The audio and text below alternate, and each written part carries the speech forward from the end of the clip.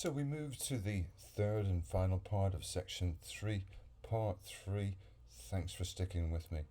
In this particular area, we're going to deal with several key points and indeed key exam topics, and we'll conclude with what we feel, broadly speaking, are some key options, strategic options, going forward for Rodnim. Let's start with a summary of what we're going to deal with. First one, Ansoff Matrix. Now, as I've mentioned within the pre-scene set of videos, Ansoff's a popular model in this exam. Let's be familiar with it. It's fairly straightforward. It's about expansion. It's about growth. What Igor is telling us is that businesses, partnerships, entities have several options. They can choose one or a combo, but they come with different risks. They need to be careful. It hinges on existing markets and indeed existing products and services, or new markets, new products and services. More of that in a moment. Outside of that, the CG area, corporate governance, is easy this time round for me, because if we're dealing with a partnership, I just can't see the examiner focusing on governance. It just doesn't make sense. So, pretty short and straightforward. Outside of that, ethics and CSR, as I mentioned in the intro to this video, this is an important area, not because we've seen anything untoward necessarily, let's say from an ethical perspective within the pre-scene, but because ethics is a popular case study topic. CSR less so, but ethics absolutely is core. It's core to the qualification. You must be familiar with the key theories within the ethics area. It doesn't look good if you're not, apart from losing marks. As mentioned, we'll deal with some strategic options. Again, it's a little bit of guesswork. I would suggest to you that many of the requirements, or at least some of the requirements, will be tied in to future strategic options. So let's get savvy with what we think they may be. Let's look at the first area here.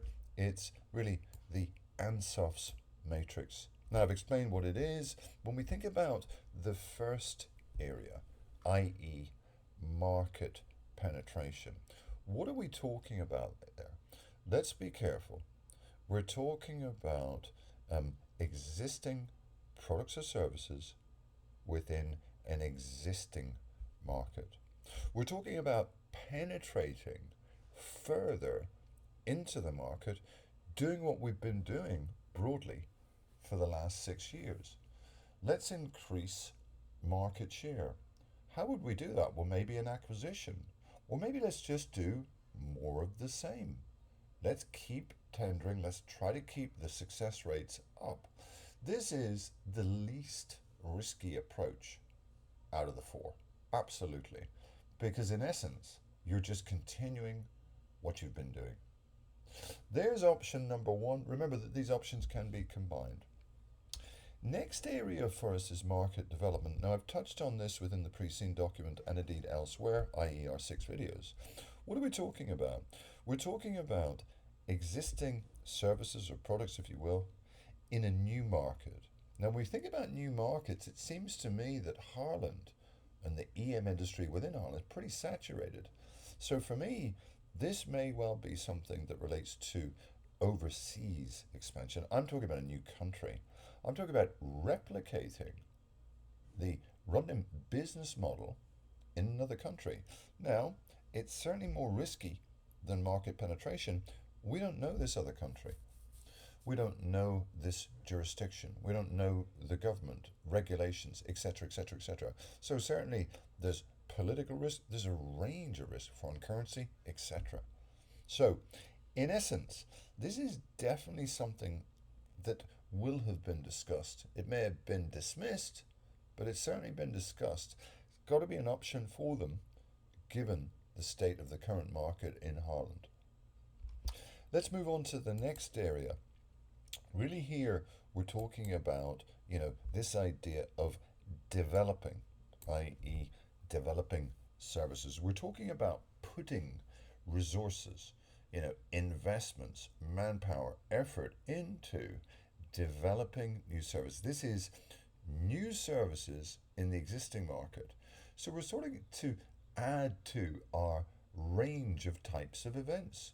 Now, they have things pretty well covered. The only area, obviously, that's becoming more popular now is these virtual events, but there may well be other areas that they can get involved with.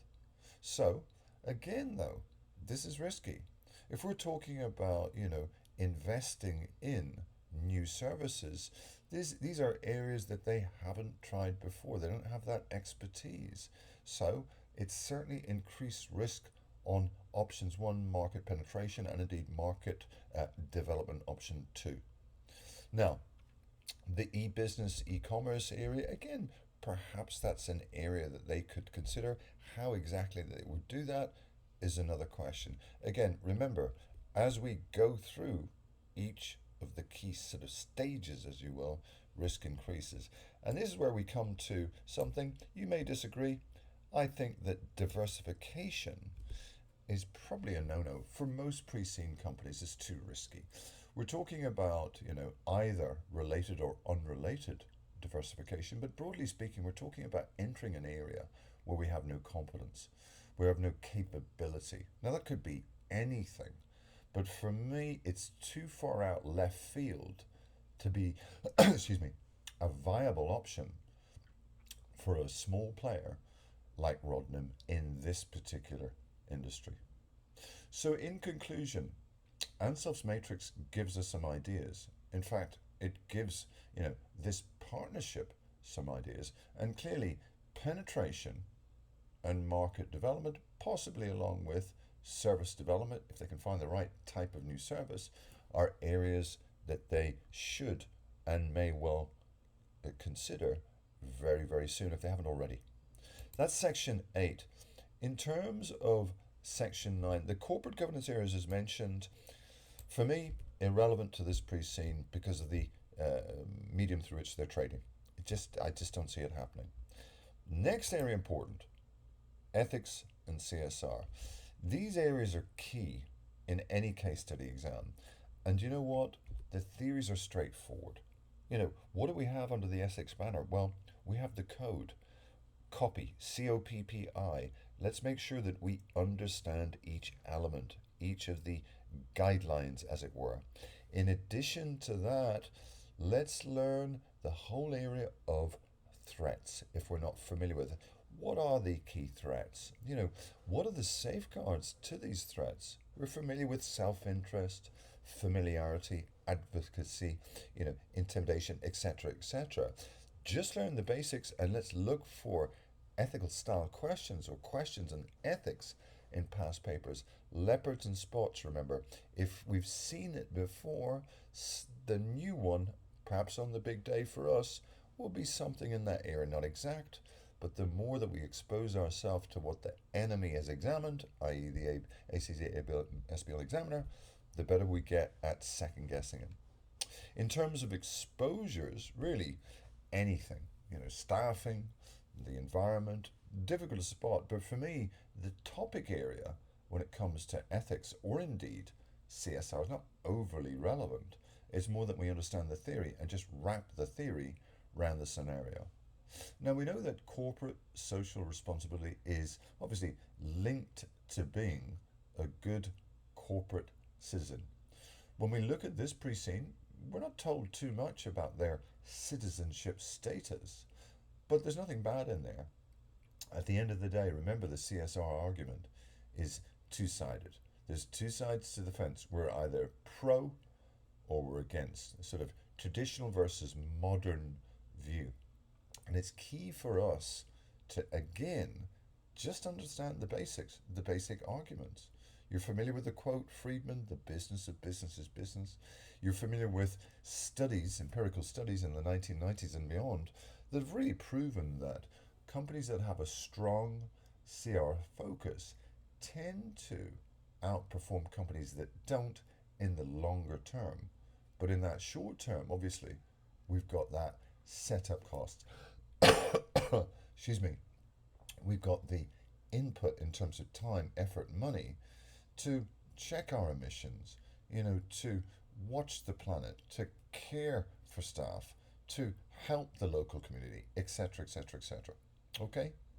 So that's the ethics in CSR. For me, certainly a popular topic. You'll see it referenced in the hot topics area. Moving on from there, our options. Now, again, this is conjecture. We're guessing here, and several of them I've mentioned. The first one on the table is expansion. The second one, clearly a la Ansoff Matrix, is service development. That could be tied into this excellent app that they have, or some new area of technology, possibly IT and IS. Last area for us in terms of sort of options is performance, and indeed improvements in performance. Certainly, let's remember that there are some issues a la the KPIs as shown towards the latter end of the pre-scene. If there are issues, they can't ignore them. They're going to do something about them. Maybe let's wheel out our old favorite, the balanced scorecard. What about Baldrige? What does it say? Any of the models within the SBL syllabus are up for grabs. We should understand the models. I'm not saying be experts at it. I'm not saying do 10 hours a question on Baldrige, but certainly be familiar with the key elements of the model, what it means, what it does, the definitions, etc. Absolutely essential to our success. Okay, so that's section 11. So that concludes the strategic analysis. I hope you found that comprehensive set of videos helpful to you, and that you do now feel a little bit more informed about this particular company, and indeed, the considerations that it will have as regards itself internally, and also the environment, and really where it may head going forward. Okay, thanks for listening. Watch out for the hot topics video and indeed industry examples to come. Cheers.